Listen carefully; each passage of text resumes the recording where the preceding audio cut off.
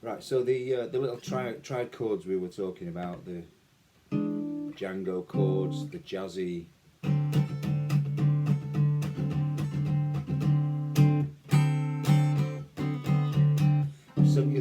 Sent you a picture of the chord shape. It's that D7 shape, the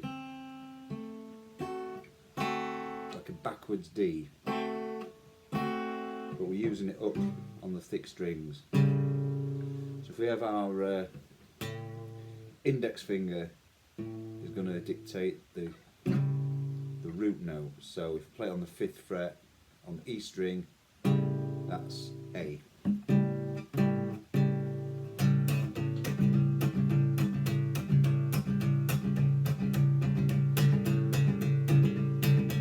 Yep.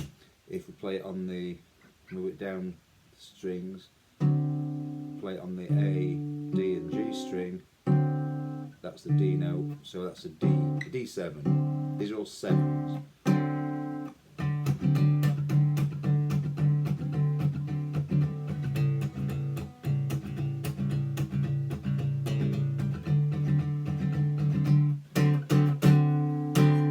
Now the key is, the only strings that are ringing out are the ones that we've got fingers on. So to stop the others ringing out, to do things, so my thumb comes over, stops that string ringing out. My ring finger is fretting that. It's also resting on the B string, so that's not ringing out. And then to stop, the way I do it, to stop the little E string ringing out, I'm muting it with this fat part of my index finger. So when I do that, the only strings that are ringing out are those three.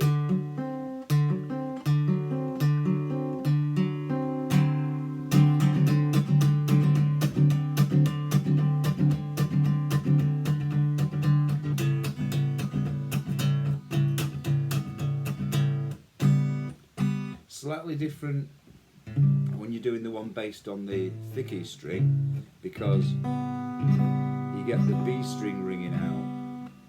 So I'm muting the thin E string with that part of my finger. So what I tend to do is my little finger will just come and rest on there to stop the B string ringing out.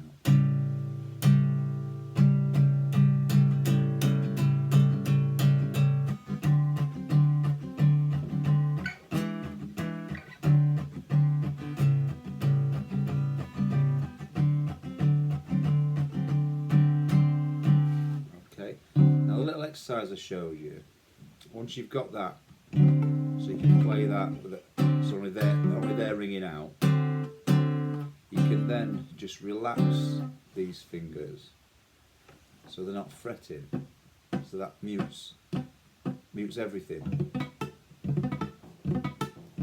and that kind of becomes a percussive technique. So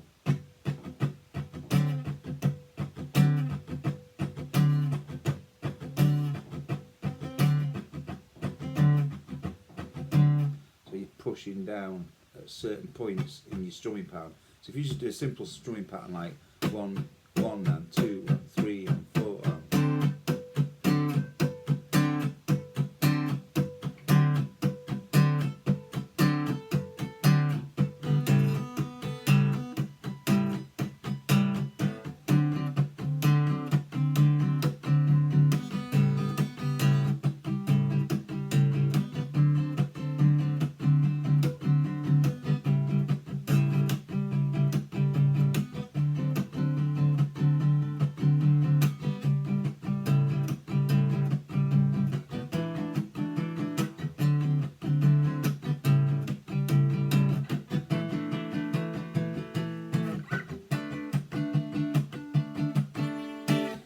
you've moved that shape all over, everywhere, same shape, and you've got all those chords to be going at. That was just the seventh chord,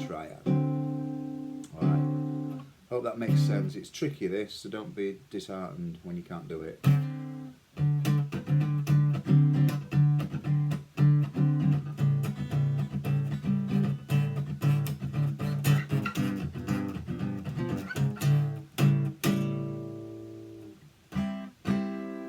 Okay, hope that helps, mate.